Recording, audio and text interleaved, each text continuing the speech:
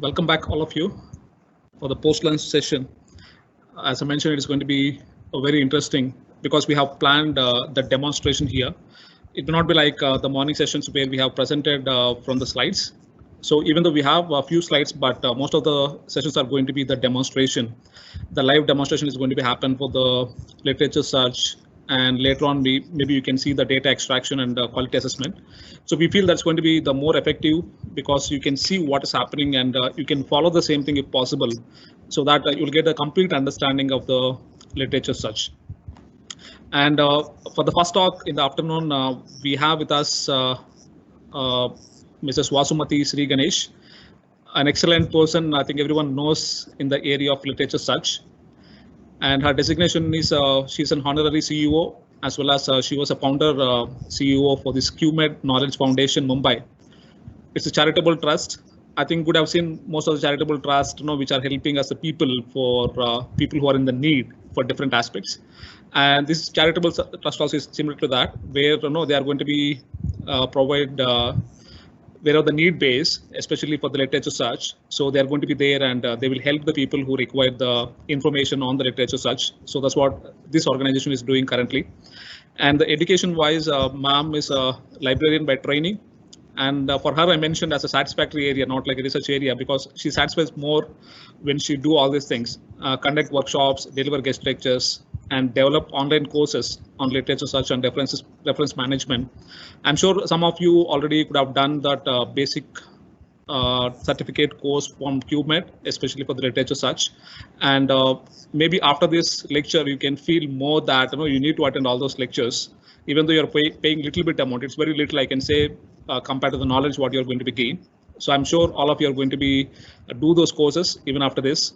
And ma'am, thank you so much for joining with us and explaining this very important. I feel always the search is the heart of a systematic review. If you are not doing a good search, the outcome is not going to be good. And whatever the information you are getting may not be the correct one, and it may be biased as well. So that's the reason search is going to be always important. And I'm happy that I got the right person to explain to you the search, especially in PubMed and other databases. And ma'am, the platform is yours. So you have enough time. I'm sure it's a 1.5 hour time you have. So take your time, and I'm sure you are going to utilize that time effectively for explaining as much as possible to the audience. Yeah.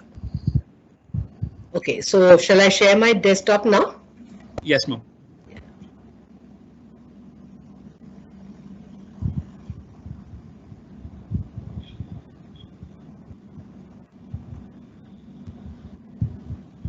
Just let me know if you can see it in the slideshow mode. I've kept it there. I know it takes a few seconds. Yes. So let me know as soon as it is on the slideshow mode. Yes, ma'am. Yeah. It is? No, not yet. Not yet, yeah.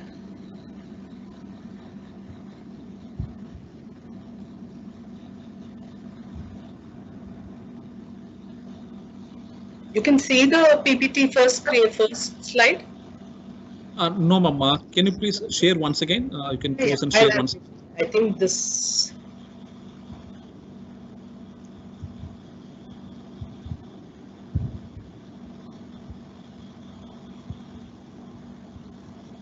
Yes, I think it's getting ready. As this? Okay, so now I will. Yeah, I've again put the slideshow mode on. Let me know. Yes, it is appearing now. Tell me when I'm all set to start. Please go ahead, ma'am. It is visible to the audience. Okay. So good afternoon, everybody. I think I enjoyed the first morning session as much as majority, if not all, did. I just wanted to share before I start that I have a feeling that many of you have come for the first time ever for systematic reviews with the curiosity of learning something, and I really congratulate you for coming for that. If a lot of this sounded very scary, don't let that bother you, because it is, I think all our academic courses have been scary at some point, and then we've studied, we've gone ahead. So like that, even if you learned one new thing in these 2 days, it is something worthwhile. Just go step by step. You have not lost anything by learning only one thing. So just keep with that. Again, in this 1.5 hours, What I'm going to teach you is what I've learned over years and years. So again, it's obviously not something you can just learn with the 1.5 hours. There's a lot more learning to do. But what I'm going to do is to give you an overview of what all you're going to have to learn over time. You will definitely learn certain crucial things now, and we will move ahead. Okay. So this, yes, Dr. Krishna had introduced me, but I love to say that by training, I'm a librarian, and that is what makes me an expert in searching, which does not mean every librarian becomes an expert in searching, but library science is the best qualification to learn about searching because there's so much of information theory we learn. Okay. And I've come from a family of teachers. I love teaching, and I'm very grateful that in the last 12 years I've done more than 445 lectures, and now it's webinars and 240 plus workshops on literature searching and referencing. I've created these online courses, which I'll talk about more. And in systematic reviews, I really don't know much about the meta-analysis and forest plots. I just have a very broad awareness, that's it. But the searching and how to find duplicates, manage all that, those are my areas of expertise. But let me tell you, I'm still learning. Yesterday, I learned something new on that. Time permitting, I'll try and show you that, but that depends on how long I take. It's a very fluid session. I've kept a timer next to me to make sure I don't overshoot. And it's an honor for me as a librarian to be recognized by the MUHS as a speaker, the Maharashtra Medical Council as a speaker, Academy of Health Professions Educators, where all of them are medical teachers, but I've been given a membership there. And I also got an international award for the work that I do. And I'm very grateful for all this because I love doing what I do, and that I have had the opportunity to do something that I like doing. Work daily at this is not everybody has this. I'm very grateful for that. So with that, thank you and gratitude. I'll give you a quick introduction about QMed Knowledge Foundation, which I started 12 years ago. We like to call ourselves a unique change-making NGO because when we say NGO, everyone thinks about people who are doing something for the very poor or for the environment or things like that. But we make a change in medical education and research. What do we do? Health sciences, education and research, yeah, not strictly medical because we teach nurses, physiotherapists, occupational therapists, everybody.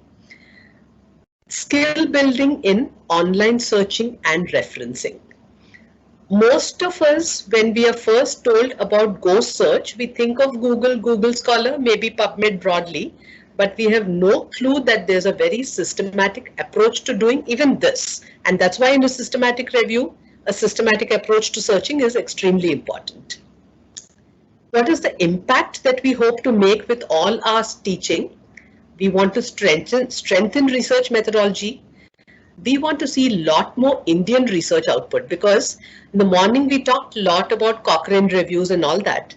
It'll be interesting to know even now what is the percentage of Cochrane reviews that come out from India.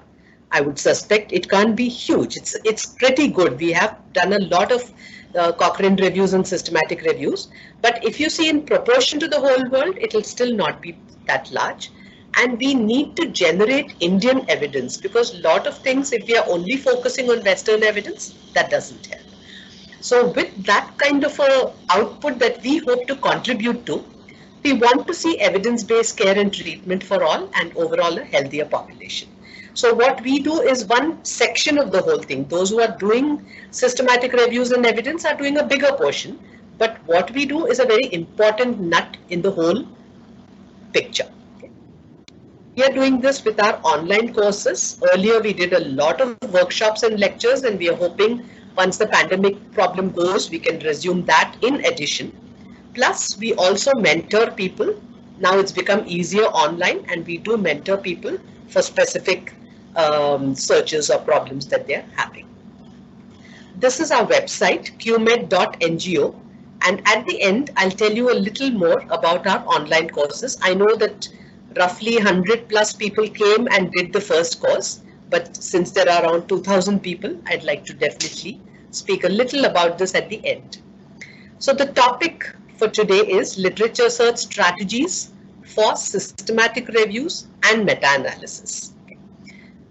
First, let me revise the very basics. Now, I know that there'll be a number of you who did not do the first course as was recommended and probably have not had a chance to learn it. So I'll just go very quick recap of the very important ABCs of searching that you must know. Okay?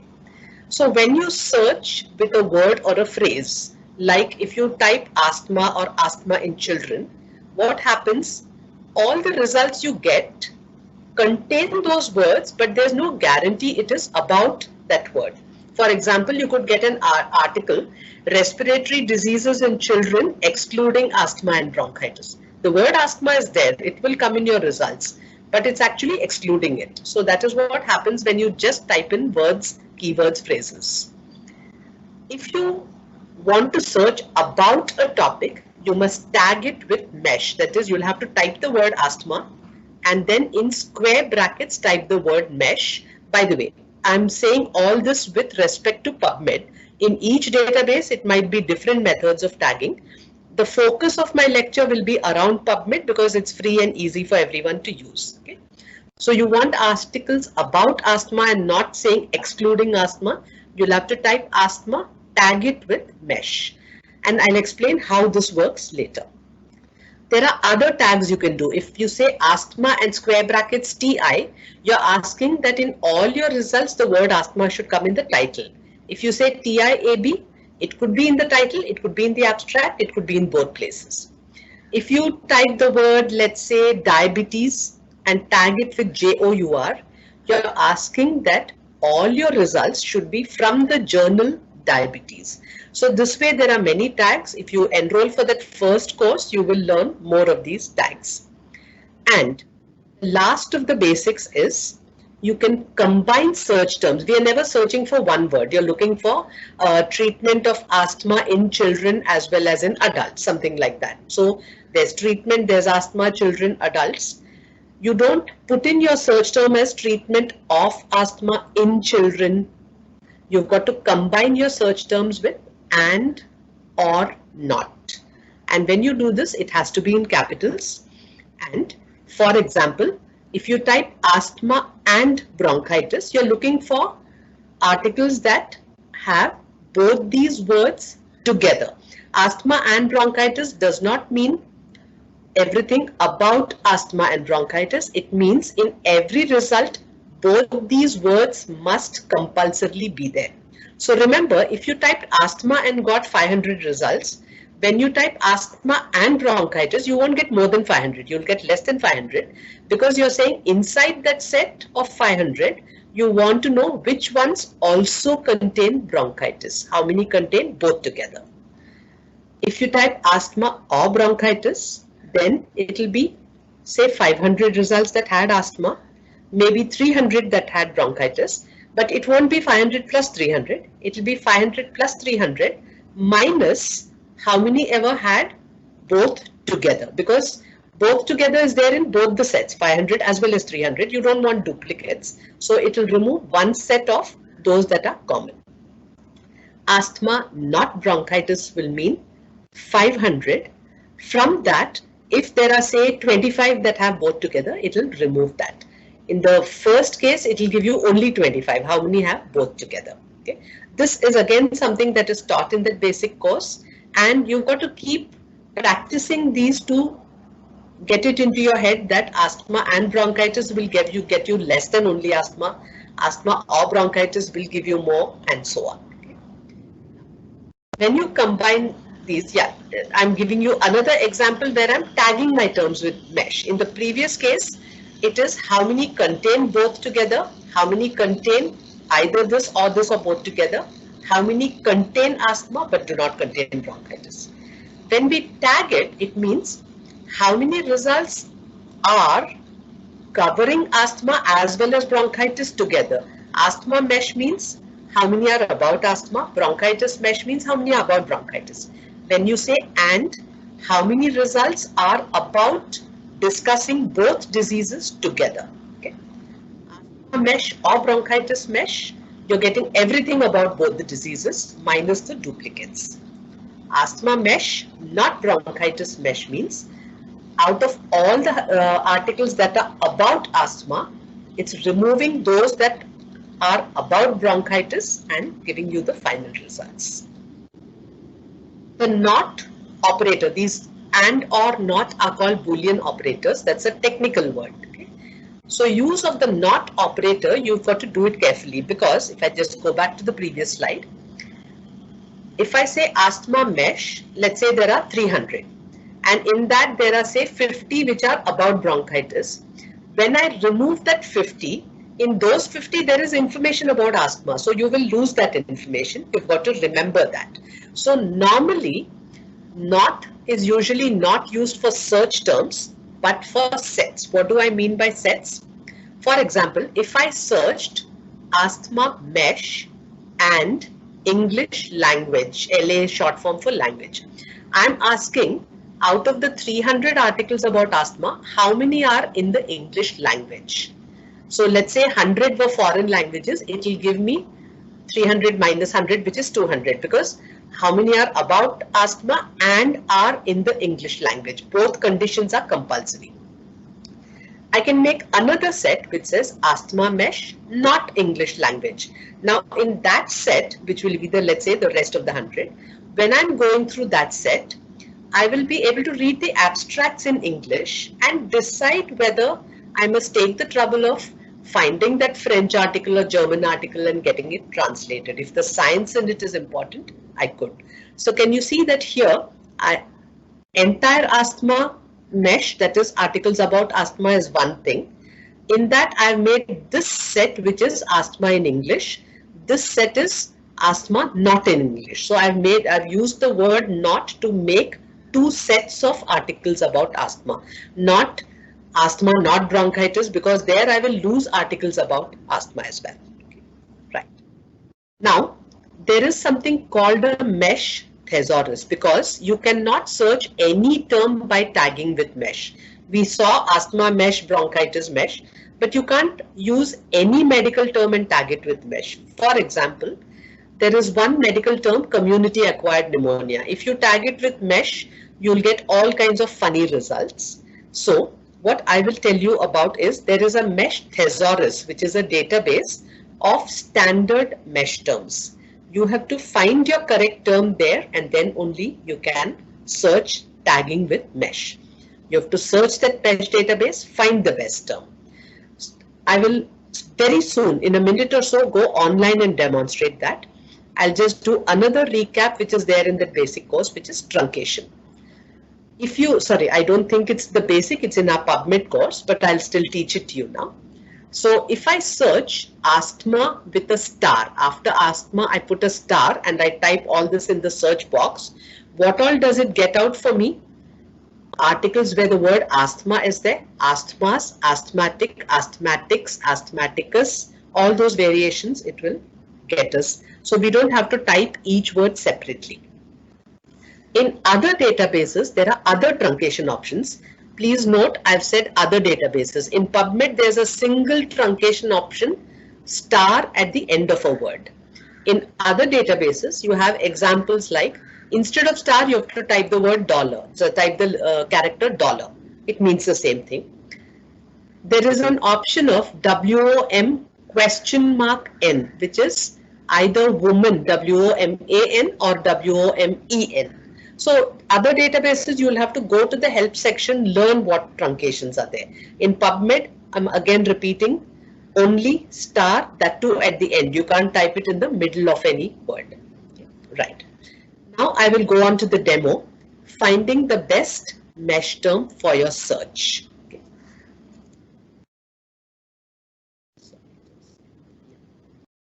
Dr. Krishna, is my PubMed screen visible? Not yet, ma'am. I think it is. I'm just holding. Yeah, it may be a time lag. So just let me know when the PubMed screen is visible.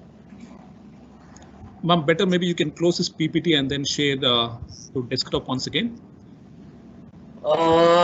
Then getting back to that slide would be a bit of a problem, right? So you need to come back to the slide once again. Yeah, I need to, because I'm teaching concepts and then demonstrating it. I think we need to share it once again, ma'am, because still I can see the slide only. Okay, I'll just do one thing. Maybe without closing the PPT, I'll stop and share and try. 1 second. Yeah.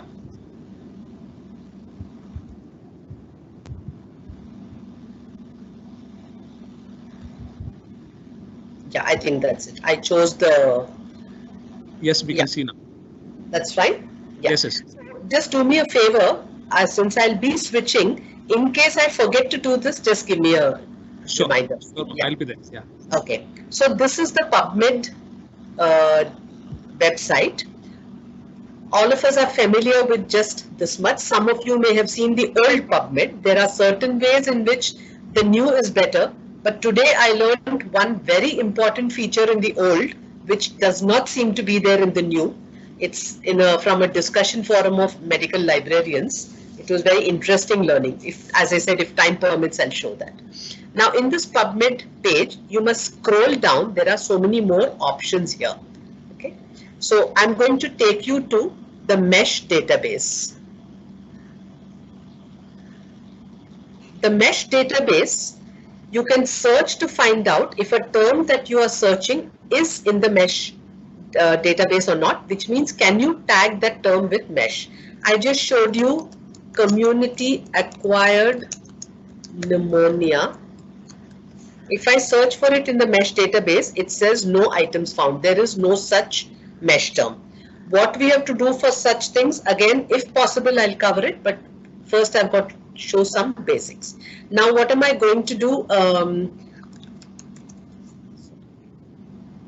take a very simple term. I'm putting in the term spectacles. The MESH term is eyeglasses. So ideally, when you search, you should type eyeglasses followed by MESH. It also says, it gives an explanation here. Eyeglasses are a pair of ophthalmic lenses, etc. The purpose is to aid or improve vision. That kind of glasses, and it does not include goggles or non-prescription sunglasses. If you want literature on that, you have to search with eye protective devices. That is the MESH term for those kind of glasses. So we've got to find our best MESH term here by reading this explanation and more.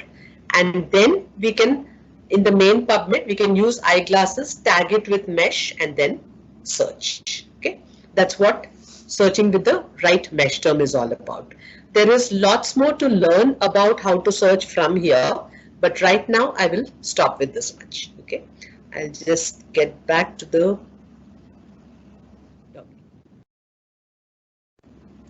Just give me a second. Okay. Next thing I'm going to show in PubMed, I won't go back to the slide for this because it's just for a second. Yeah.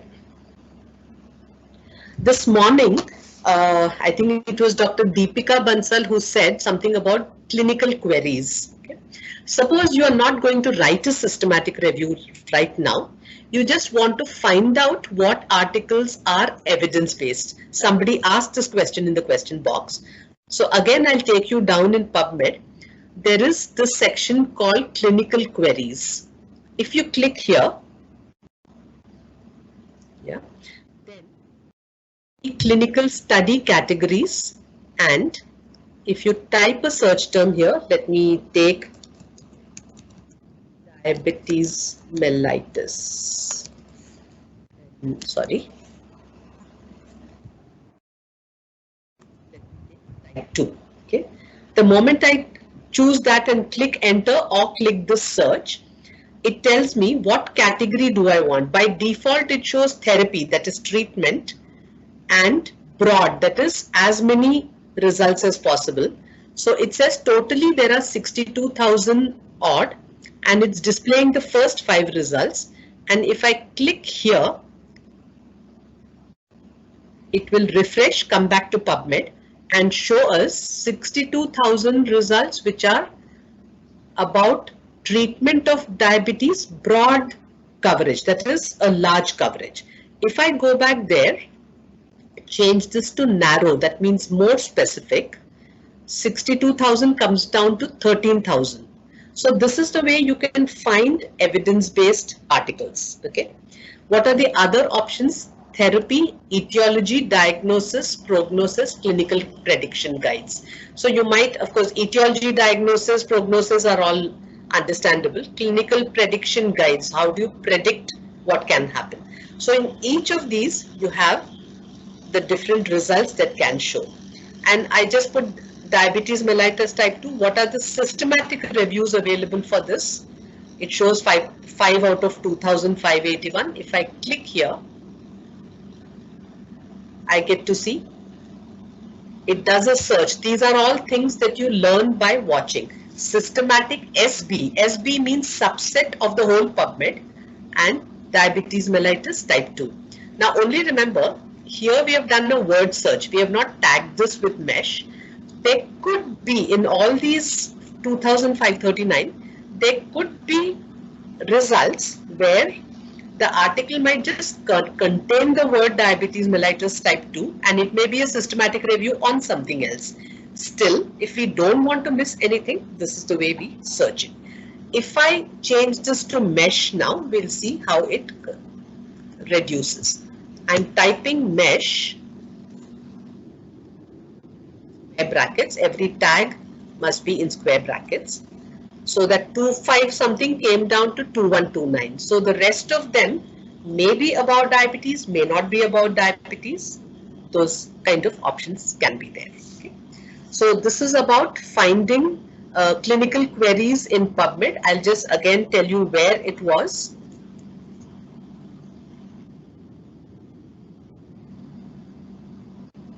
Yeah, on the PubMed homepage, you go down and click clinical queries. Mesh database was in this end, clinical queries is here.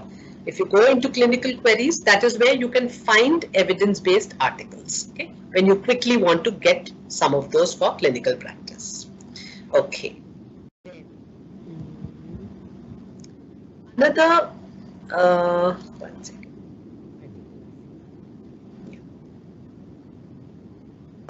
I'll also show you the Cochrane library.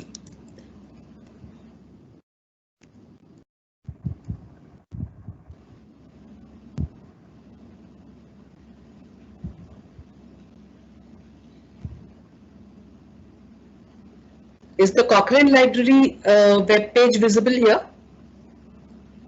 Yes, ma'am, it is visible. Okay, great. So here you have Cochrane reviews. If you click here, it says browse reviews. And you can browse by topic depending on whatever specialty you are. So just for this thing, let me see if I can. It doesn't matter. Let's take cancer.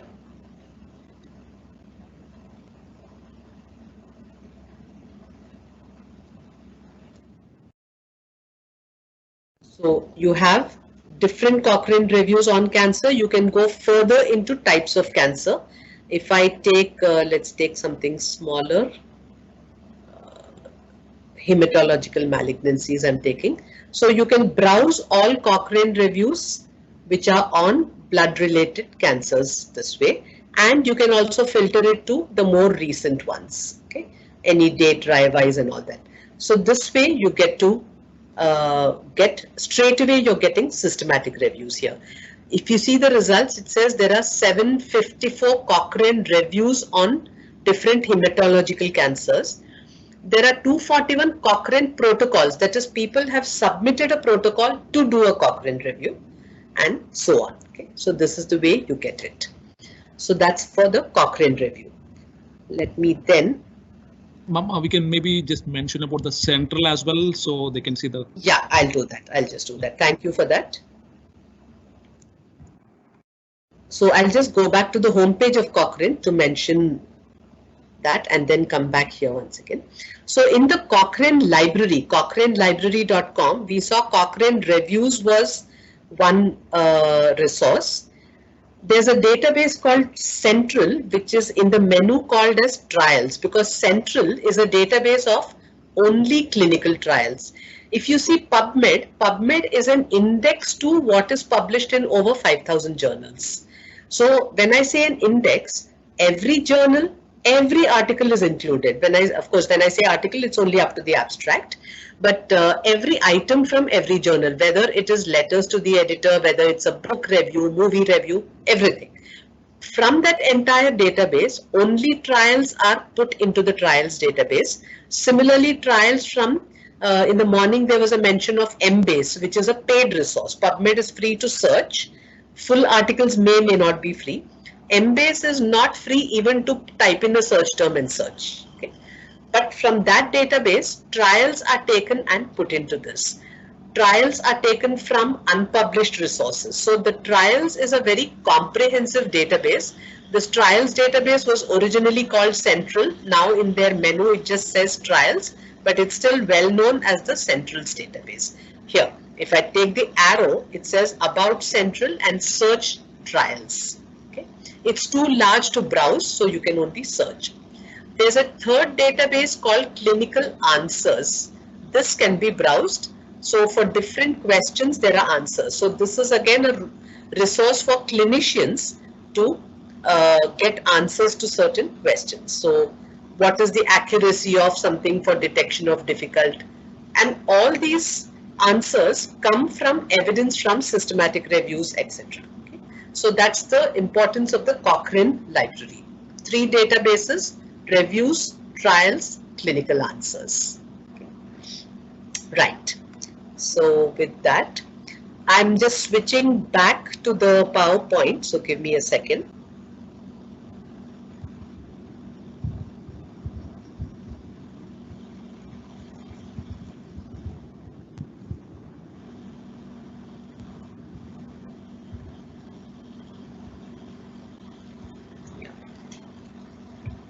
Visible?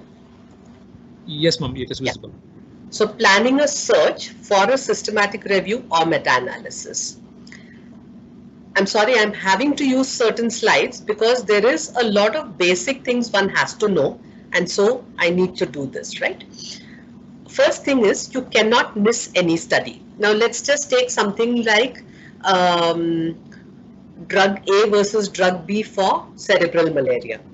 Suppose in the world, let's just assume 25 trials were done. You search only PubMed and get only 22. You're not including the other 3, so you're not sure whether you're getting the best evidence. That's the theory behind you cannot miss any study. You have to find every study.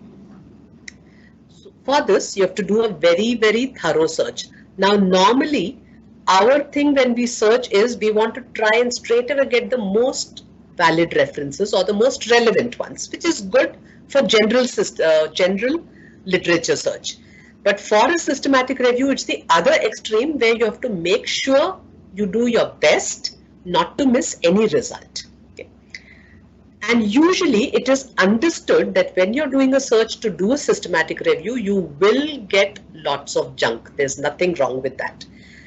I think it was touched upon in the morning. You may get 1,000, 3,000, 5,000, out of which you will finally take only 10 studies for your analysis. It's a very common process. So please remember this when you're doing a search for systematic reviews or meta-analysis.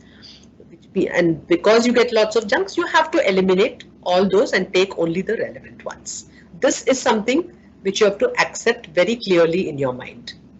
Right.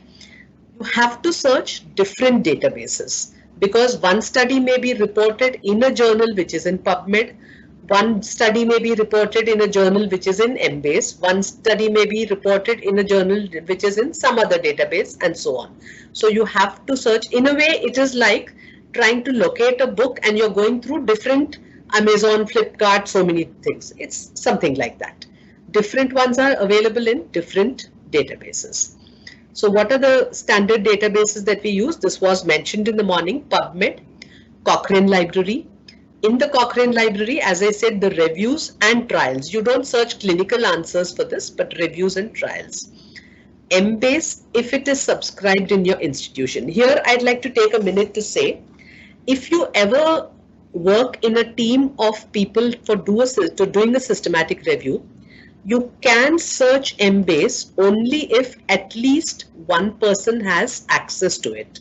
Many people ask me that can you get a search done in Embase or can you do it for us?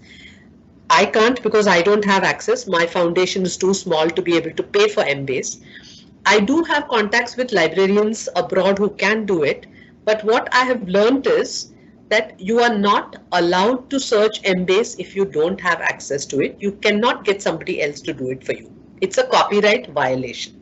So I always tell them if one person from your team is from an institution that has Embase, then we can get it done from anywhere and do it. Okay. Then other databases, there's one called Sinhal. This is specifically for nursing, but sometimes it may be useful for certain broader topics which you're doing, which are say related to some public health and stuff like that.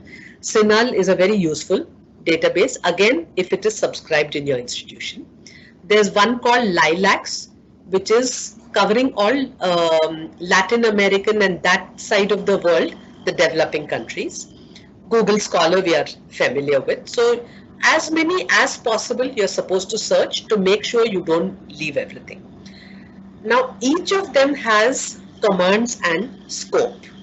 Okay, that is, they cover this. Just now I mentioned Lilacs is certain countries, Sinhal is nursing, so you need to know that kind of thing. Plus, like in PubMed, I said you put mesh in square brackets. Somewhere else it may be MH colon something. So in different databases, the way you type and the way you tag will be different. You've got to learn these things. So I'm going to show a demo of a sample search for a systematic review or meta-analysis using PubMed as the database. Okay. So PubMed. Morning there was the mention of PubMed and Medline.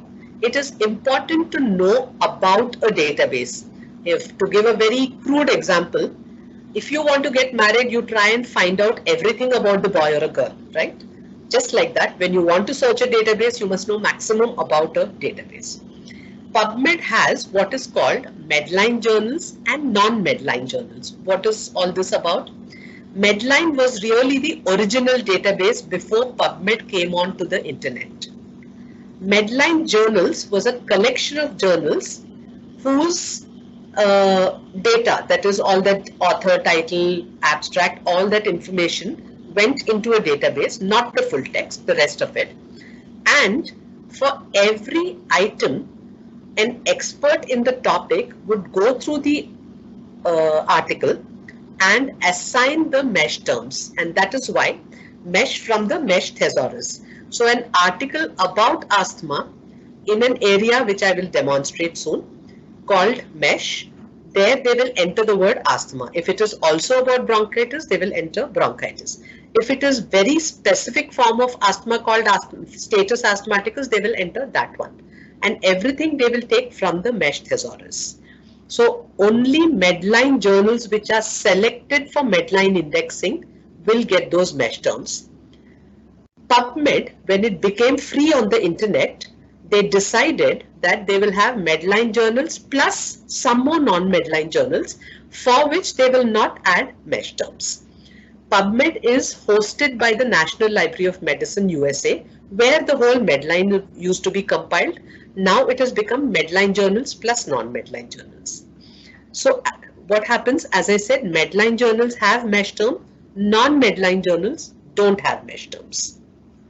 What is the purpose of this mesh? Let's say in all this audience of around 2000 people, somebody has written an article where they've used the word heart attack. Somebody else has used the technical word myocardial infarction. Somebody else has used ventricular infarct. Somebody has used atrial infarct. Somebody else has used heart block. So many different words. The indexer will, in the list of mesh terms, add one word, myocardial infarction. So when we search myocardial infarction, tag it with mesh, it will fetch all those articles, whatever an author has written. That's the advantage for us.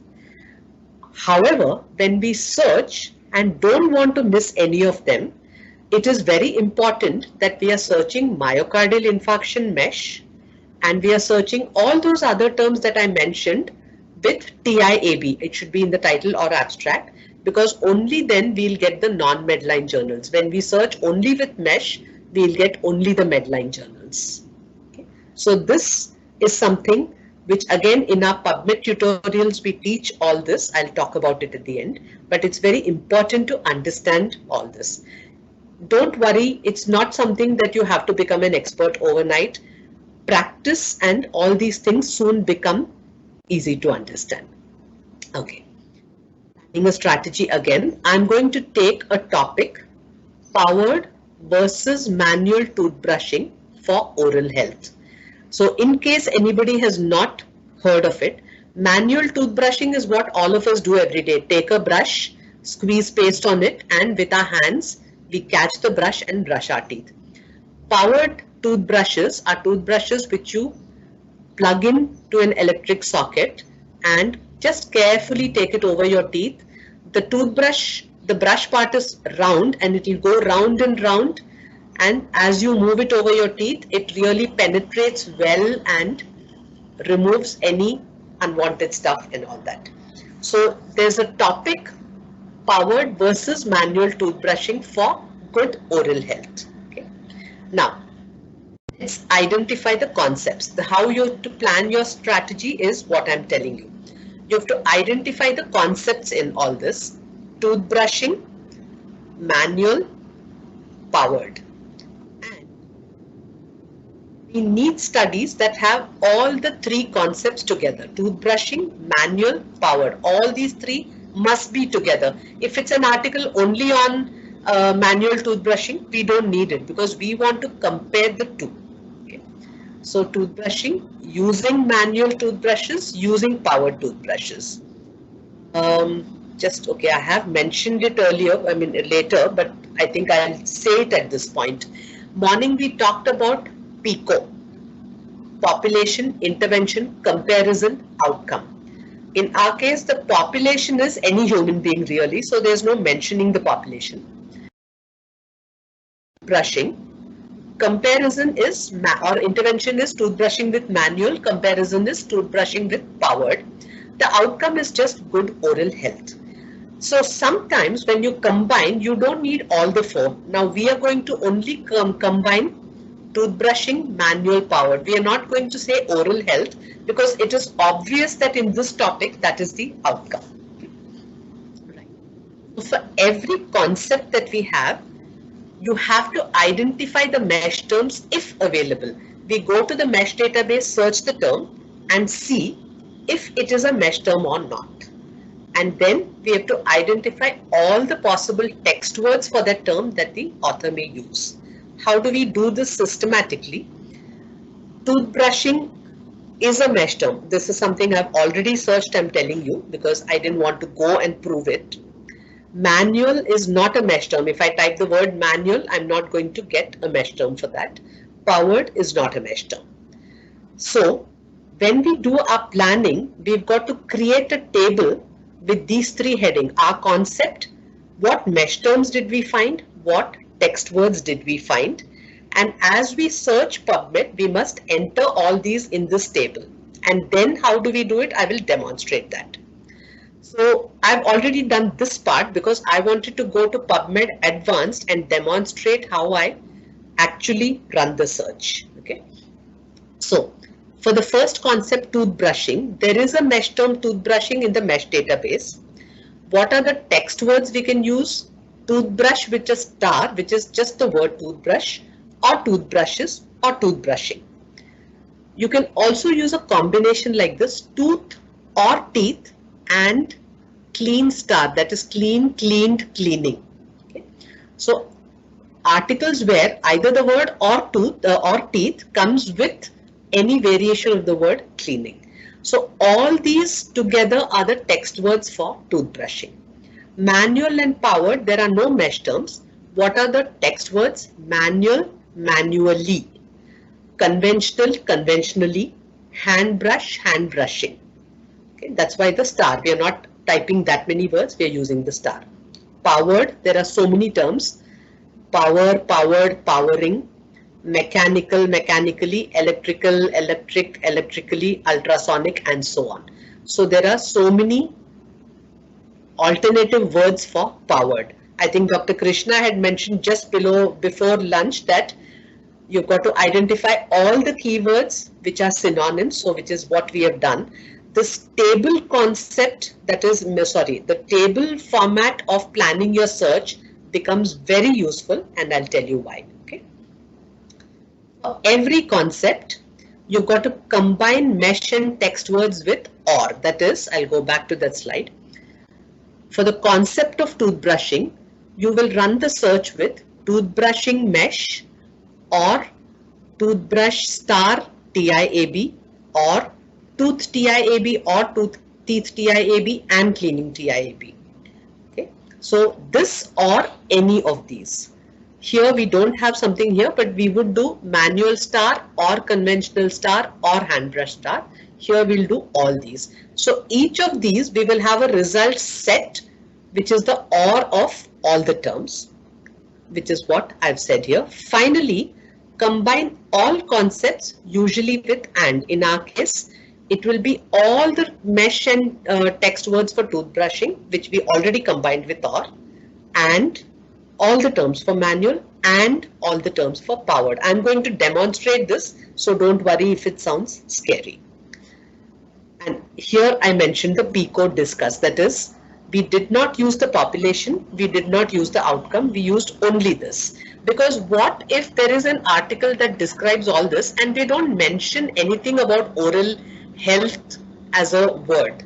We'll miss that. So it's better sometimes to leave out certain words and take only the most important concepts. Okay.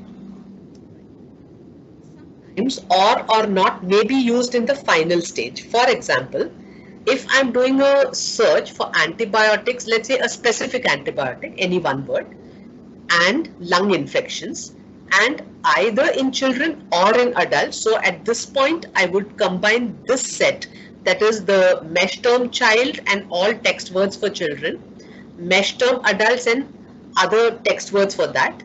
So whatever result I have for this and this, I will combine with or. That I will combine with lung infections, antibiotics. Okay. So the final combination can sometimes be or, but mostly it is and. Okay. At this point, I will demonstrate. I will switch my screen. Just give me a couple of seconds.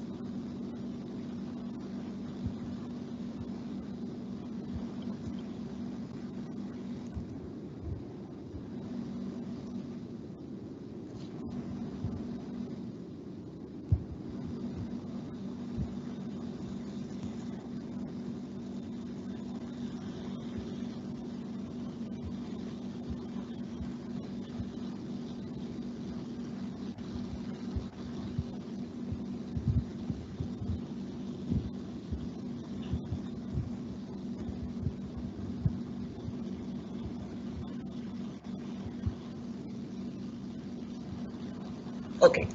Is my PubMed screen visible? Yes, ma'am, it is visible. Right. So I'm going to click advanced.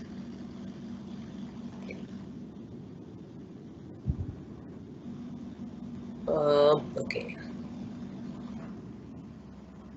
I'm just going to delete certain queries which I worked at in the morning. Just give me a few seconds.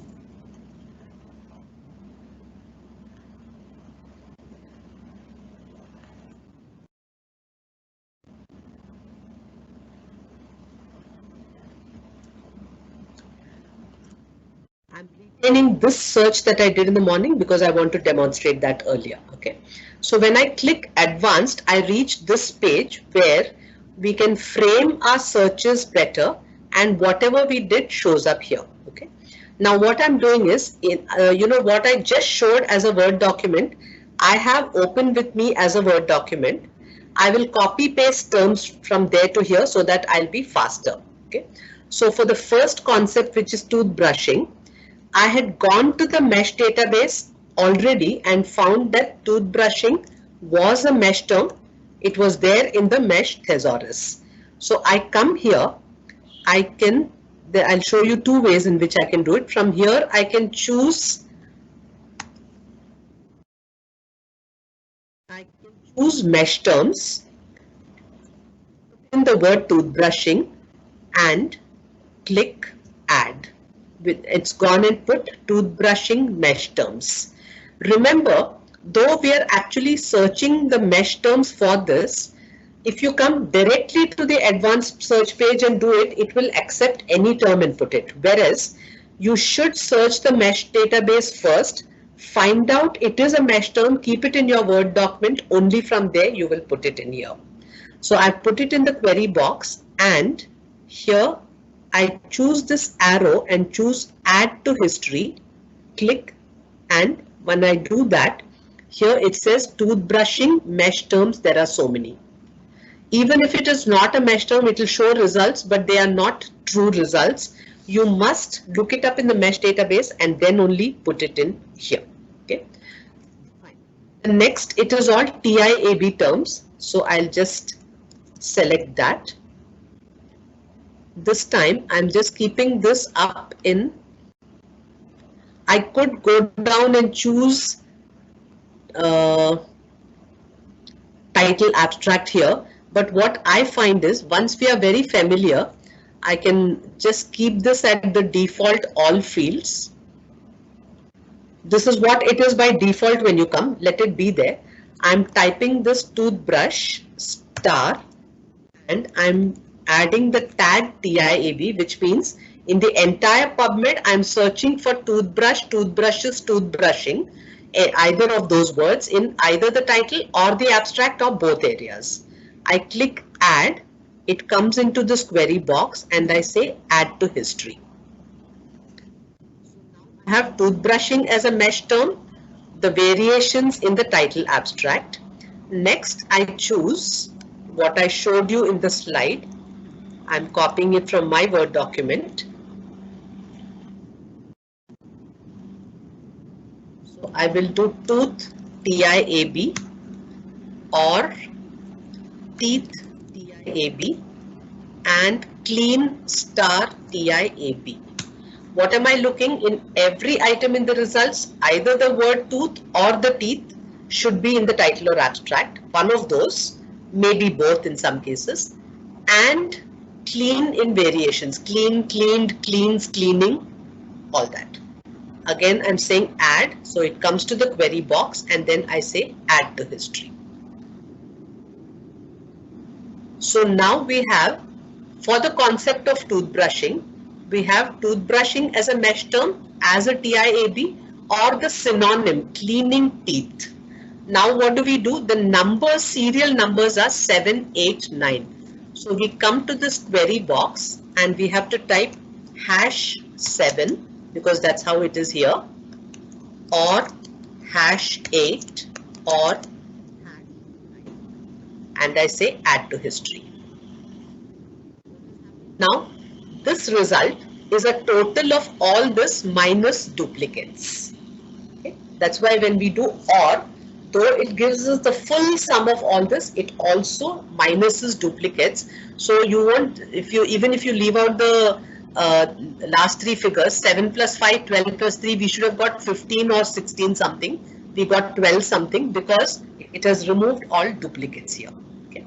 So this set number 10 is everything about toothbrushing. I'll just take some samples for the manual.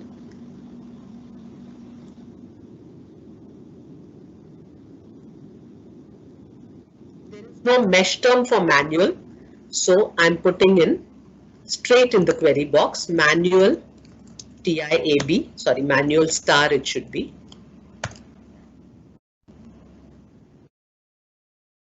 Then conventional star. Oh, I'm sorry, there. Okay, since it's only a demonstration, I should have done TIAB here, but I missed that. It's okay, it's only a demonstration.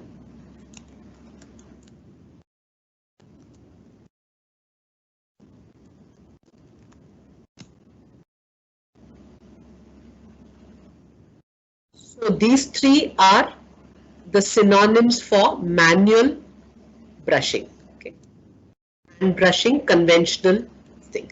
So we are doing #11 or 12 or hash 13.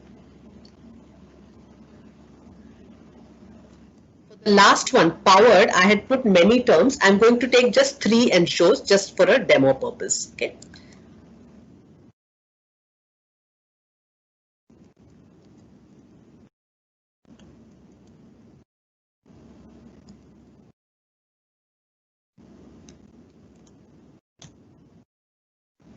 So first one was powered. Second was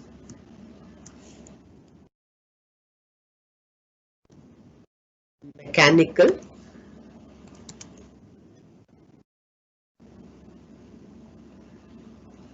Third was electric star.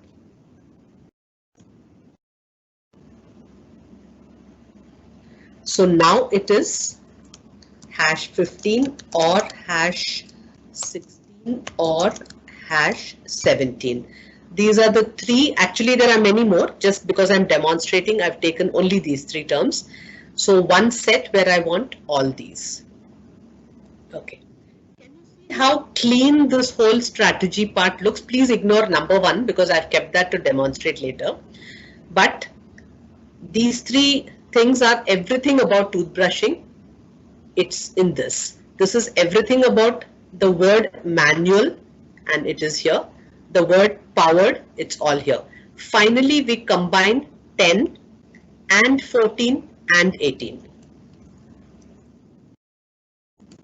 Hash 10 and hash 14 and hash 18. It's always a good thing to once go down and check. 18, 14 is a combination of searches and 10 is a combination. Now we say add to history. Can you see, even though we had large numbers everywhere, we've got 583. So this, if we click, we are coming to the results. Okay. Now this 583, there may be only 10 which are really relevant. That is something you have to live with, because it's most important you're not missing any study. This is how searches are done for systematic reviews. Okay. So I've demonstrated this much in PubMed. What is really important to remember in this is that when you're entering anything here, though there is a menu to choose and you can choose mesh here, etc., it is important to find your mesh term from the mesh database before you add it here. Okay. And when you do term by term, you get a very clean look here. What you can also do is download this. When you download it, I'm opening the file. I'll just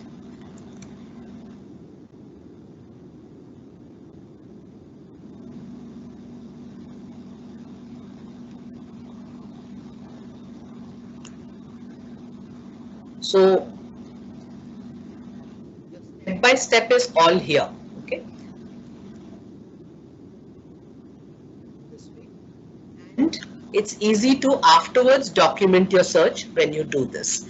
What you have to really take and put in your review, all this I've explained in our PubMed tutorial, but I just quickly showed you what can be done like this. So your search strategy can be downloaded and kept for documenting later. Because also, as Dr. Deepika said, if you haven't documented it, you haven't done it. So you have to prove that you did it systematically by documenting this.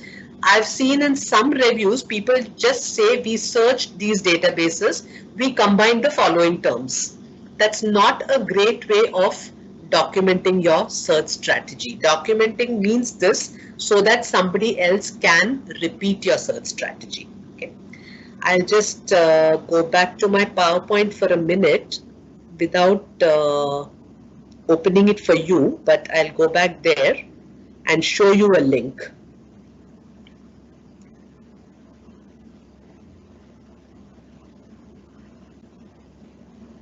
I want to show you how in one systematic review it was very well documented. So just while the page loads, give me a minute.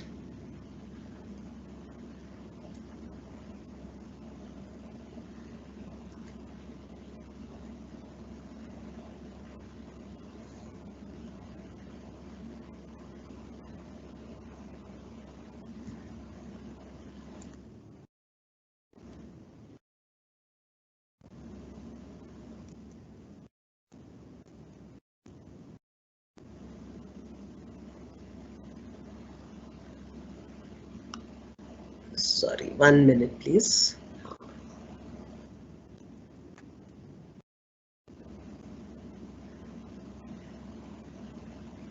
Okay. Is Dr. Krishna, is the screen visible? Powered versus manual? Yes, ma'am, it is visible. Yeah. So Cochrane Live. Yeah, that's right. What I did was, to demonstrate it, I took the example from this already published Cochrane review. Okay. So here, if I go down, as I scroll, if I go down to this, on the right side, there's a menu. I clicked appendices. The appendix section will have the search strategy. Okay. So what are the data? Again, don't let this scare you. Please remember, it is an awareness session for you to understand what is the depth of work. And trust me, some of you might become experts in this if you decide, I will not be scared and I will learn. That's all you have to do. Okay. So every Cochrane discipline has a group. So here you see oral health group. So a lot of dentists and other oral health people will be a group here, and they maintain a registry of very good studies. That is one place. Dr. Krishna had mentioned that for Cochrane, there are people who will run a search and give it to you. Usually it is a librarian associated with that group who does the search and gives it. But I have heard that for some groups, they do not have a librarian available because of funding reasons and things like that. So you'll have to see where you do get the help or don't get the help. Anyway, so let's assume you're getting. Now in this case, the oral health group, they have a register of studies. So it's a great place to search that register.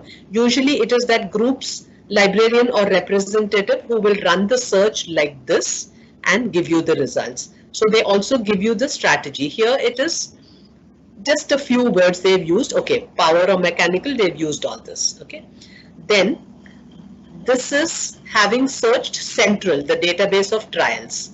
So here, can you see the way it is there here? There is tooth in alt text near /6, which means in this database called central, there is an operator apart from and or not called near. So near /6 means the word tooth and the word clean or cleaning, etc. must be 6 spaces away from each other. 6 spaces means number of words separating them. Teeth in alt text near /6 clean. Again, 6 words away from each other. So these are things which we have to take some effort to learn, and then it becomes easy. It's just in one day, if you try to learn everything, it sounds difficult, but it's learnable. Okay. Then this is Medline. They've not done it from PubMed. They've done it from another front end or another site called Ovid. Ovid.com has different databases plus lot of full texts, all kinds of other things. In that, one of the databases is Medline.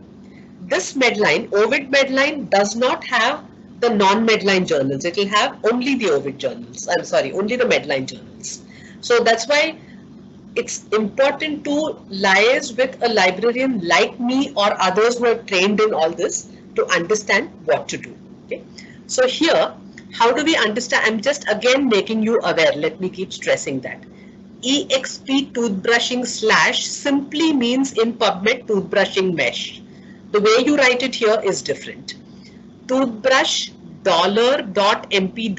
really means in PubMed toothbrush star TIAB plus a little more as far as Ovid Medline is concerned. So it's about learning.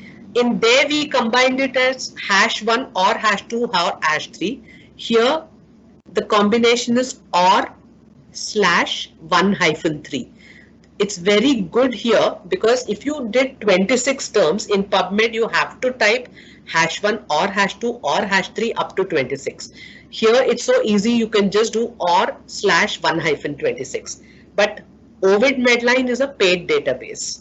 So always it happens almost that when you pay, you get more options. That is there. But PubMed has non-Medline journals. So this is why it is important to search so many different ones and gather all of them together.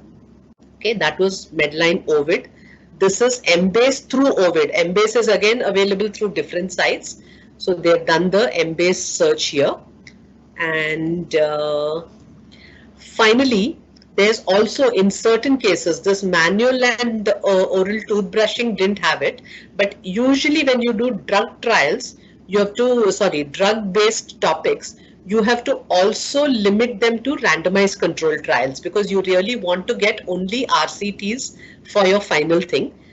This set that you see here is all about getting RCTs. So again, these are areas where it is important to do learning and discussing with librarians, taking their help.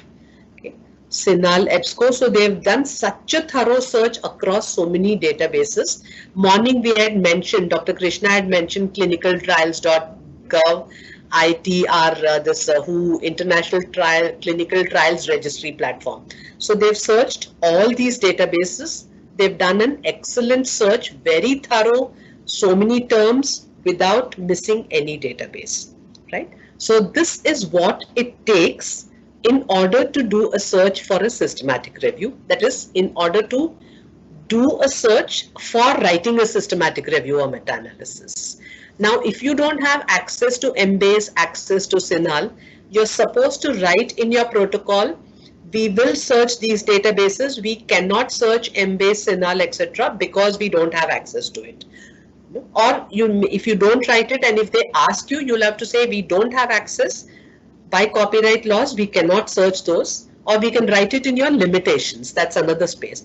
In the limitations, we can say that we did a thorough search of these databases, but there is the limitation that we could not search these databases as they are paid for and we don't have access to them. Okay. Right. So that was done.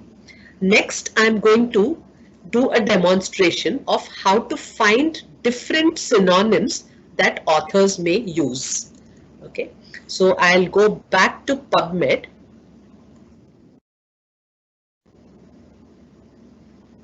So let's say we are doing a Cochrane review where there is not a Cochrane or any systematic review where the topic is something to do with myocardial infarction. I'm not planning the topic, but I'm going to focus on the word myocardial infarction. First thing, I go to the MESH database.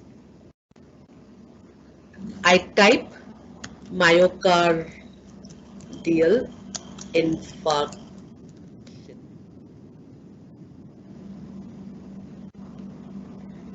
So there are MESH terms where the word myocardial infarction is there. Some are more specific. I'll just take the first one, which is myocardial infarction.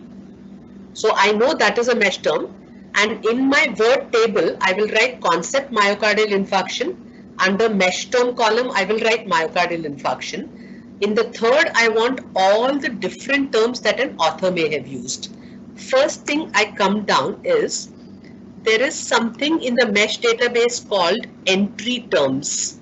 These are different terms that somebody who's searching may use, but it also means authors may use this. So one is an inverted form, infarction, myocardial, I'll leave those. There is myocardial infarctions. Okay, so in my word column, I will put myocardial infarction star, which means I'm searching either the singular or plural. Next term I will add is cardiovascular stroke, and then I see plural is there, so I will add cardiovascular stroke with a star.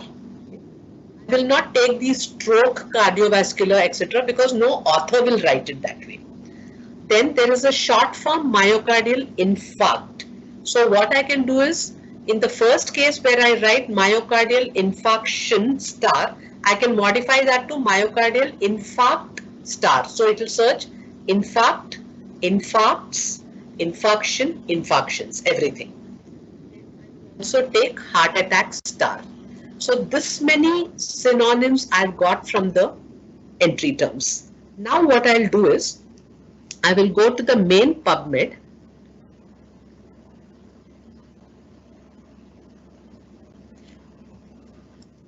Type myocardial infarction MESH. When I do this, what am I getting? All the articles that I get are about myocardial infarction, even if that phrase is there in the title or abstract or not, because maybe I should demonstrate that for a second. So let's now all these have myocardial infarction in the title. I'll just see if I can. Okay, I won't waste time. Let me pick any one of them. Okay, I'm choosing this one. Even if this word was not in the title, where will it be? If we scroll down on the right side, can you see mesh terms in the navigation menu?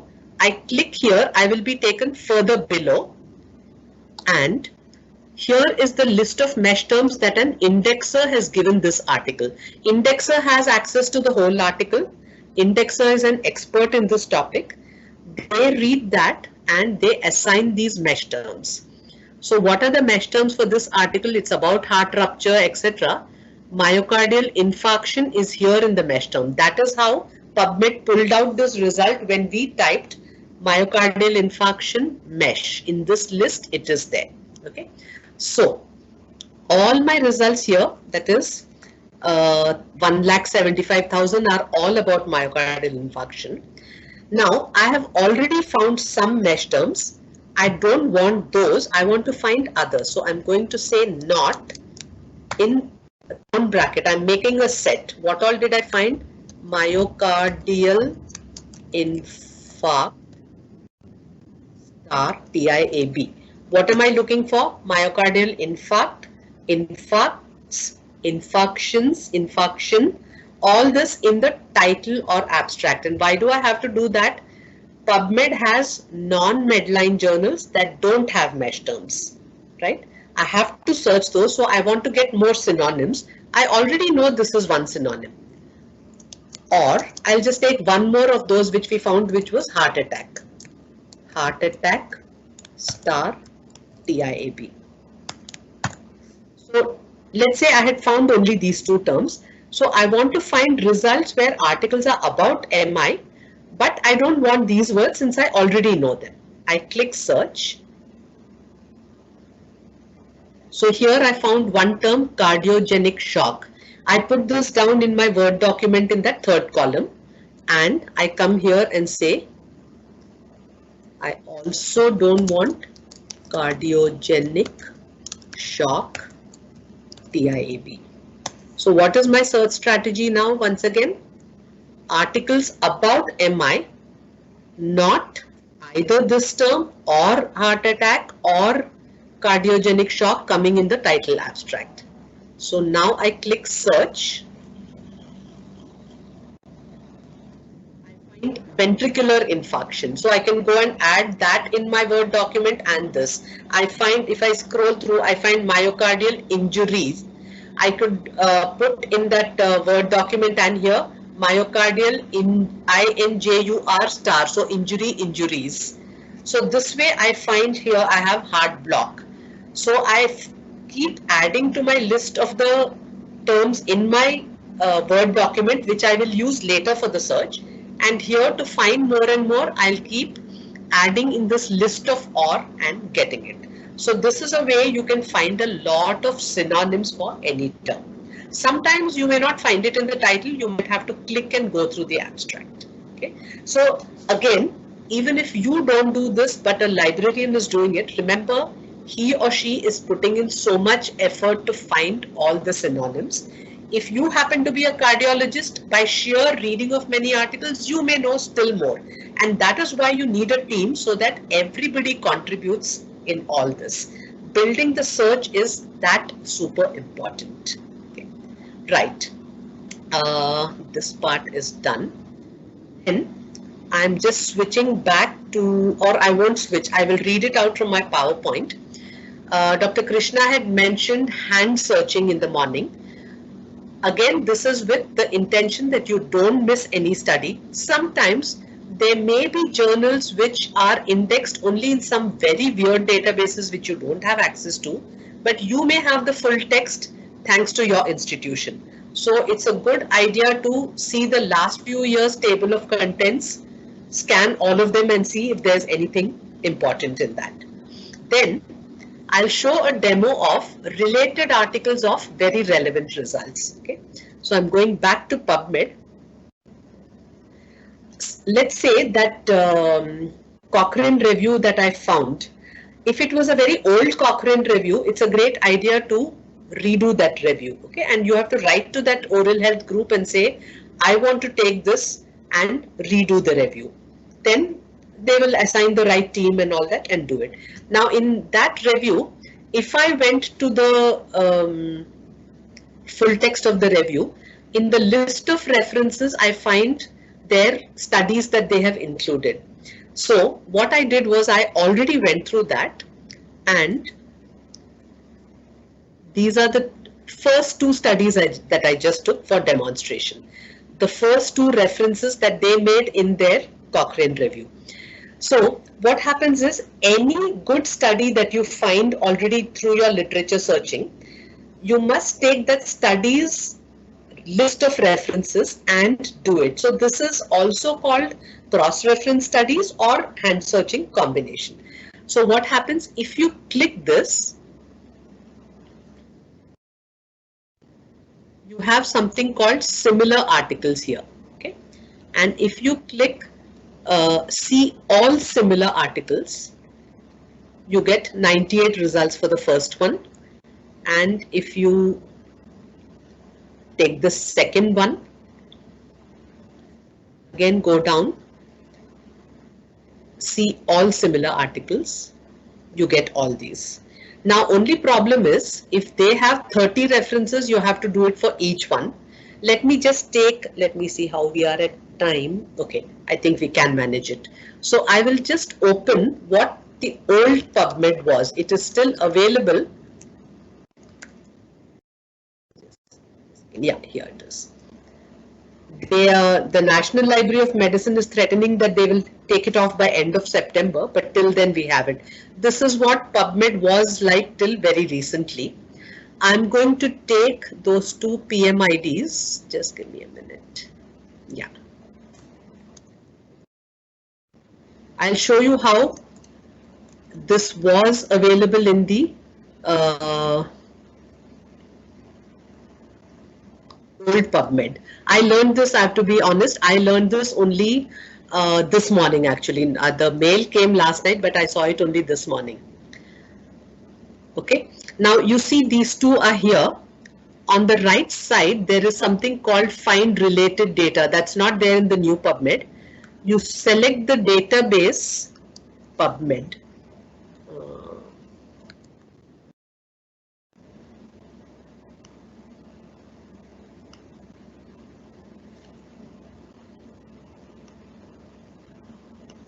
Sorry.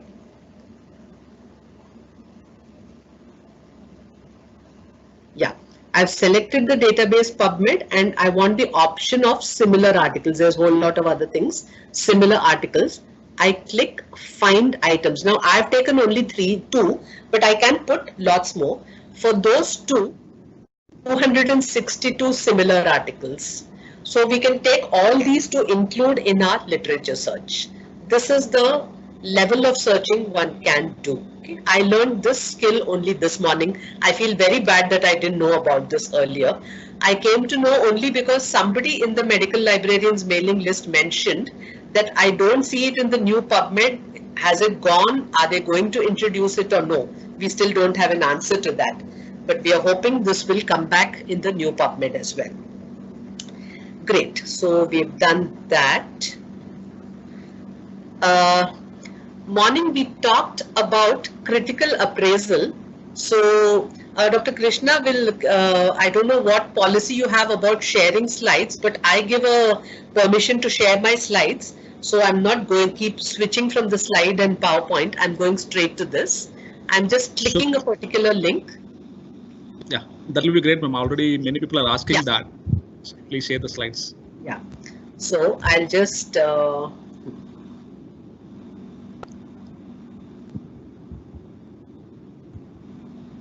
this is a site. CASP stands for Critical Appraisal Skills Program. This is an organization in the UK, in Oxford, that does this. I've had the privilege of attending a workshop here for a week. Okay, so they have something called checklist. So I've given this URL in a slide so that can be shared. And you can see here, yeah, if you scroll down, there's a systematic review checklist, there's a qualitative checklist, RCT checklist, case control, everything. So in each of these, on the left side, it is this you download, print it out by hand. This is you can edit electronically. So if I click this, then you scroll down, you can actually download this Word document and you can enter directly here. They ask you a set of questions, they give you some hints. It's a great idea to download these and practice, based on this. And if you find a mentor who can help you, I'm not an expert in this. If you can find a mentor who will read the article and tell you whether your yes, can't tell, no is correct, wrong, or if you say can't tell, they'll say why can't tell. It's very clearly yes, it's very clearly no, all that kind. These are all ongoing learning exercises. It's a great idea to keep. And remember, this is there right from case reports onwards. If you go down, cohort study, every kind is there. Not case reports, but yeah, different kinds of things are here. Case control is there, so some level of evidence. So all these, how do you appraise the studies? Okay, so this was one I wanted to share. Then another, which is again in my slides, but I'm just going straight to the URL. If I've already had it open here. On our QMed website, that is our foundation's website, actually for some reason now WordPress has got upgraded and there's a menu here which has disappeared. While loading it shows and then it disappeared. So I've given this full URL here, qmed.ngo/research-resources. Here, sorry, I should go for this first one. By default, it is resources useful for searching. This was a question that came up in the question box today in the morning. How do we find full text articles? So we have a tutorial here, guide to finding full text. If you click this link, short tutorial, but very useful. Then here, introduction to literature searching, the free course URL that was sent to you, it is from here as well. Then we've mentioned some of the free databases. This, we're doing a systematic review on safety. Safety Lit is a free database that you can search. It's got more specific results. Then all those registries that were talked about. Then journal collections that you can search. Practically everything here, yeah, we've only mentioned free resources. Okay, so this is one. Morning, there were also mentions for writing and reporting. So we just compiled resources here. Okay, finding and using health statistics. There is a nice tutorial. This is our own introduction to writing. Anybody who had interest in ethics, there is this is more about the guidelines. Then Equator, where all those, I think what Dr. Krishna talked about in the morning. Equator Network has reporting guidelines for all kinds of, when you report, if you're doing a case report, what all do you report in that? All that is clearly out here. So that much was for finding full text. And there was one more question about what do you do about duplicates that you get through different searches. You search PubMed, you search Central, you search trials. So many results are duplicates. In systematic review work, you have to remove the duplicates. So, because otherwise you're going to waste a lot of time. So, there are softwares like Zotero, Mendeley. Zotero is Z-O-T-E-R-O. Mendeley is M-E-N-D-E-L-E-Y. Both these are free. You can download them. You've got to learn how to use them. Once you get all your references in them, there is a feature for removing duplicates. There's another software called EndNote, which is not free, but some bigger institutions may have licenses for people to use. So you'll have to check with your institution. So you need a software for doing that. Otherwise, it's a never-ending job. Okay. So I come back to my PPT because I need.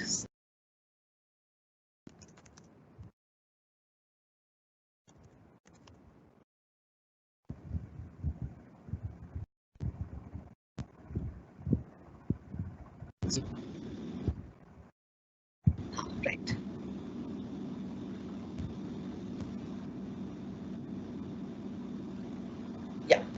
Dr. Krishna, is my screen visible? Not at mom. I think it's getting ready. Yeah, just let me know when it is.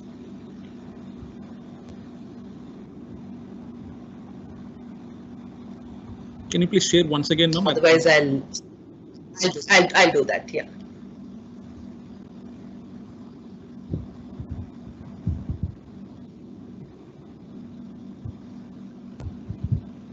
Yeah, I think now it's coming. Yeah. So based on all that I taught today, if I ask a question, is literature search easy or difficult? I suspect if it were a live class, I would have asked for a show of hands. But I suspect that many of you will say, my God, this is too difficult. But do remember, I spent a long time learning it, and I've mastered it, right? I'm not saying everybody is going to master it, but even if you understand the basics, remember it's a very big victory for systematic reviews. So I'll just tell you how much you should take the effort of learning. Okay. So first thing, it requires learning and practice. It's not something that happens overnight. It's not just Googling and finding something. Minimum need for doing a systematic review. What is the minimum you need as far as literature search? You must just understand mesh and text words. You remember the table that I showed, and I'm going to do a small repetition. If I'm searching for myocardial infarction, I find that myocardial infarction is a mesh term in the mesh database. If I search myocardial infarction mesh in PubMed, I'm guaranteed that I will get all articles about myocardial infarction. That is fine. But PubMed has non-Medline journals. I won't get articles on myocardial infarction there because there are no mesh terms. I have to search with text words. Some authors may have used myocardial infarction, some authors may have used heart attack, some would have used heart arrest, cardiac arrest. I have to find all the mesh terms, all the text words that authors may have used. I did a quick demo of how to do that. It's a long process though. Once you understand, you can, if you're a senior, you can assign different students to search different terms and give you that kind of a thing. But you've got to train them, they learn, they enjoy learning. That's the way we progress in this. So you have to understand why you need mesh and text words and how to find them. You have to understand truncation in different databases, just understand, right? Or even if you understand that there is different truncation in different databases, that is important. Third is Boolean operators. How to use Boolean operators? You have to be very clear. When you say asthma and bronchitis, you're not getting everything about both. You're getting literature that contains both together. There's a very common mistake that people believe if you do and you'll get more results. No, all this has to be, this is all like the ABCD. Unless you know this, you can't do 10 standard, 12 standard and more that way.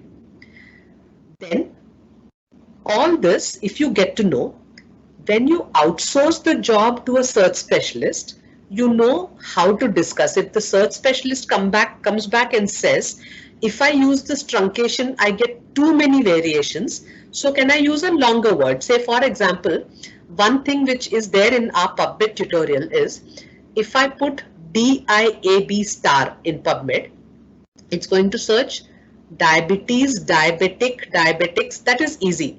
But you know what? It also found diabetic retinopathy or no, diabetic neuropathy, where there was no space between diabetic and neuropathy. What did I learn out of it? If I ever do a search for diabetic neuropathy, I must try doing diab star so that I find that if anybody has spelt it together, then I should retrieve it. But I will also get huge amounts of junk. So suppose I get 1 lakh result, I'll have to tell the rest of the team who are clinicians, etc., that do you want me to search with this DIAB star? Because I did find one article where diabetic neuropathy was spelled without a space. It's a very rare thing. They might say, no, if you got a few extra, do it, but not for 1 lakh. We are not going to look at 1 lakh. So all this discussion happens there. Okay. Right, with that, I've done with the presentation. I'll just quickly tell you about further learning. This QMed.ngo is QMed Knowledge Foundation's website. If you come here, as I said, you know, these are the sub menus where resources is here. For some reason, just now it's not showing on the menu, but my technical person will check that out and correct it. I want to take you to the section called online courses. When you click here, you move to another website of ours, QMETcourses.in. Here, if you want to learn that through that first free course, you'll click login. You will create your account. You will get a mail which tells you to confirm. Please check your spam folder for that. If you don't get it, you can write to us. Our email ID is somewhere in the page and you can get it. If you go to courses, you get a list of our courses. Currently, there are 3 courses. As I mentioned, the first course, which is open to all just on registration. And there is Mastering PubMed, where we have gone, what I showed today about that advanced search page, combinations, all that is covered there, right? Full level. And mesh database in full detail and so on. Plus, course 3 is reference management with Mendeley. How do you do those duplicates? How do you keep all your references? All that is covered in full detail. If you want to access these, and plus we plan to add more courses, what we request is, as I said, we are a non-funded organization.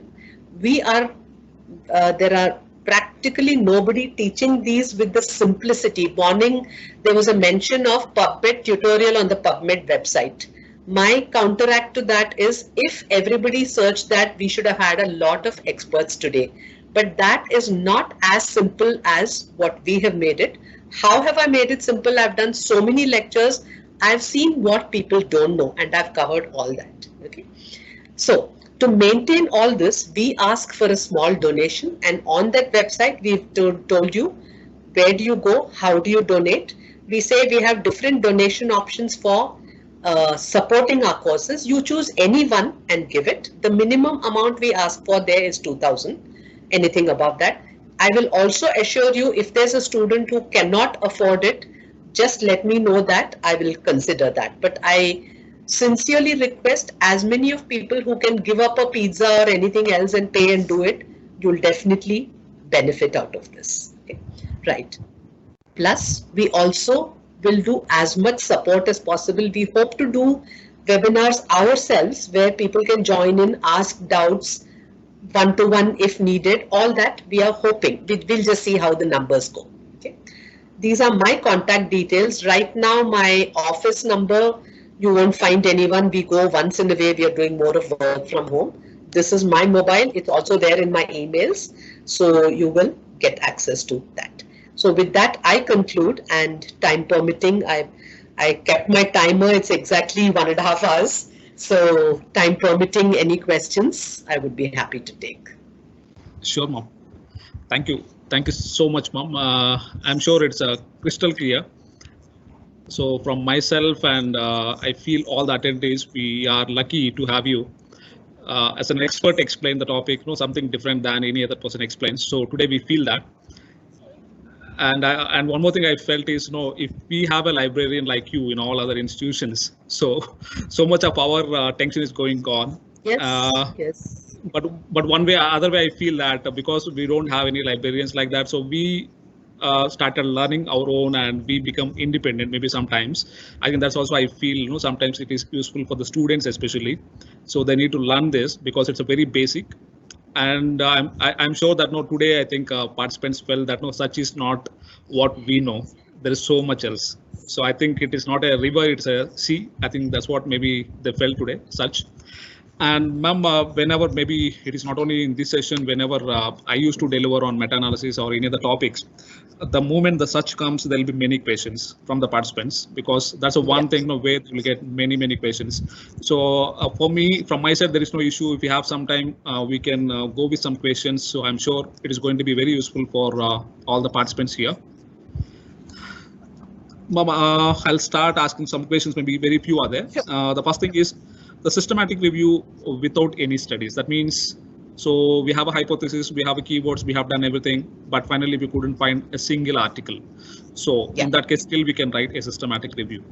Yes, in fact, coincidentally, I happen to be one of the team members of a systematic review, gene therapy for hemophilia. last few years it's on, until today we haven't found any suitable RCT for that. So that's called a null systematic review, and yes, you can do one like that. Yeah, thank you, ma'am.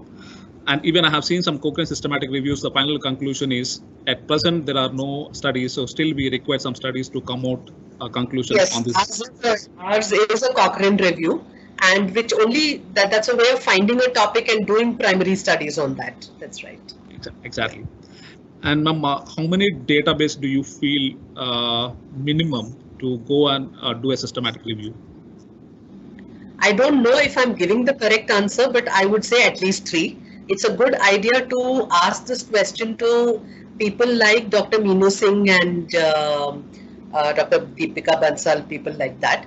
But I would say otherwise, as many which are free that you can search. For example, PubMed, Google Scholar, this Cochrane, that's bare minimum that we can. And let's say if you go to our website and see those others, there was the mention of lilacs and things like that. Any of those we could, time permitting, maximum that we can. It's a good point to search as many available ones. And exactly. Of course, if there is access to Embase, you cannot miss Embase. If it is a nursing or public health kind of topic, like smoking, stuff like that, nursing database is also very good to search. Exactly. So at least we need to cover minimum the databases. Free is what I would think, yes. But as many free at least, yeah. The standard is going to be the PubMed. PubMed is compulsory for any systematic review. For all of us, yes, because that's what we have free, yes. Yes, ma'am. And one more problem will be maybe for all the students. Okay, they will go and search in the PubMed. It is not that all the articles are going to be get freely, the full text. So in that case, is it possible, or is it okay we can say that no, these are the articles we are excluding because we are not getting the full text? So many people will have this issue. I'll answer this. So first thing is, in my presentation, I showed you in our website, qmed.ngo/research-resources. I showed that page where we've told you what all you must do to find an article. Today, it's almost, it's very rare when you can't get hold of one. One of the things, at least for this, please go to your librarian, because librarians have a network and they get it through a network. That is one thing. Plus, how do you search in Google Scholar? For example, I'll quickly answer this. In Google Scholar, there are authors who have uploaded it in their institutional repositories, as they are called, in many foreign countries, and slowly it's cropping in India that in their university or their institution's repositories, they keep a copy of their article. So through so many such things, you can find it. It's all very clearly listed in our QMed website, the tab called resources. There, the very first one is a guide to finding full text articles. So it's there. One of the things we've mentioned, which I'm again stressing, please go to your librarian and ask. If your institution library is not too large, find one big library in your institution, in your city, go there, approach the librarian saying, I've come officially for this. Can you help me get? If they have some small charges for that, please pay that and do it. Otherwise, there is ResearchGate through which you ask an author. There are so many options. I've listed all those in our website. Sure, ma'am. Thank you. So only in the end, if you don't get it at all, then maybe you say that you tried all this and you couldn't, and that's why you're excluding it. This, yes, again, I would say ask some other experts. I'm not claiming to be the expert in this. Yeah. So I think, as per my understanding, most of the times the exclusion criteria, it is not something like, no, we did not get the full text article, that's why we are excluding. So that shouldn't happen. Really. So the moment if you start writing a systematic review, you should make sure that you are going to be get the full text articles of all your articles. So that's a minimum thing we require to write any systematic review. So also remember that when you do these things, these days, most of the time you have a budget for doing this. If your institution supports that, please include, say, 100 rupees or 150 rupees per article for getting hold of it. Just as this thing, you may not spend it, but nothing like it. Suppose you need 35 and 34 you get free, and the 35th one costs 900 rupees, you can still spend it. Sometimes you can get it like that. So please budget for that. And I think one more best option is maybe if you get the mail ID of the author, the corresponding author, if you All can that is there request. in our site. Yeah, Guide to yes, finding guide to finding full text. All these options are written there. yes, yes, yes. This is I'm just Thank suggesting the paid option. Yeah. Yes, yes. And when we go on such multiple databases like Embase and PubMed, so we are sure that now we are going to be get a good number of duplicates. So how we are going to be remove those duplicates? This also I mentioned because I was also tracking the questions in the morning, not during my presentation. I saw these questions coming in the morning. That's why I included all these in my slides, where Yes. I've said you have to use a reference manager, Zotero, Mendeley, EndNote, any of those. You've got to learn how to import all your results into those, find the duplicates, manage them, all that. So again, our Mendeley tutorial deals with all this in full capacity. Let me take a minute to say, in our tutorials, the longest video is only 12 minutes. Most videos are 2 minutes, 3 minutes, 6 minutes, that kind. So little by little, you can learn everything. You can go back, revise it at any point you have a doubt, you've forgotten. So it is a big investment to make and learn it. I have to mention that there's one, God, I noted down her name and forgot it. Sravara, I think I'm mispronouncing her name, but she did the first course and paid and finished the PubMed course also. Okay. So That's great. really that enthusiasm, that's the, and Yeah. she's really enjoyed the whole thing. I should also thank her for pointing out that 2 videos we had linked wrongly, we've got it corrected now. Those were not really directly relevant. She's the only person who's reached that level actually, since we launched it in June. She's the only person who's reached that level. I'll just try and find her name because I want to really thank her for this. That's great. Yeah, any other questions? Even all other participants here know who are all of them liked so much whatever you explained today. So I'm sure many of them are going to be take up these courses in the future to get master in PubMed such at least. And there are 2 more questions quickly. You have explained very clearly about the mesh terms and the text words. So it is always necessary that we need to search both mesh as well as text words. Yes. Or we can go with any one. So no. See, again, I have to stress, mesh, if you search, you're getting everything about it, but you're not searching the non-Medline journals. This is as far as PubMed goes. And then you've got to also, since the question has come up again, what if the indexers are human? What if they wrongly indexed an article and the word is there in the title abstract, but they made the index term, that is mesh term, either too broad or too narrow? Then you're missing it out. So you have to, when you're doing a systematic review, you have to use mesh and this thing. When you're searching the Cochrane library, there also it's mesh and text words. If you're using Embase, it's not mesh. There is a separate thesaurus there called EBDRI. You've got to learn each databases, things like that. Okay. Yeah. So this person who finished is this Ravya Vannada.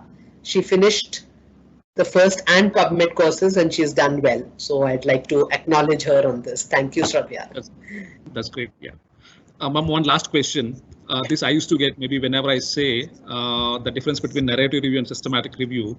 In the narrative review, maybe we can have 2 or more articles, but in the systematic review, we need to. So the moment I say that, the question I'll get is how you make sure that you got all the articles on your topic. So one of the methods is, abroad there is this thing that if I'm a librarian and I do a search strategy, I get the search strategy peer reviewed by 2-3 others. The search strategy, all those steps. So those librarians may say, hey, you missed this word, you missed this, that kind of thing. It also happened in another systematic review where I'm part of the team, where the main team came back to me saying, you missed this article. When I checked that article in PubMed, I went through the mesh terms. It's a very interesting one. So it was an article on iron deficiency in pregnancy, that kind of a topic. So I had used pregnancy as a mesh term and certain related ones, but that article had the word pregnant women in the list of mesh terms and not pregnancy. Okay, so that got missed out.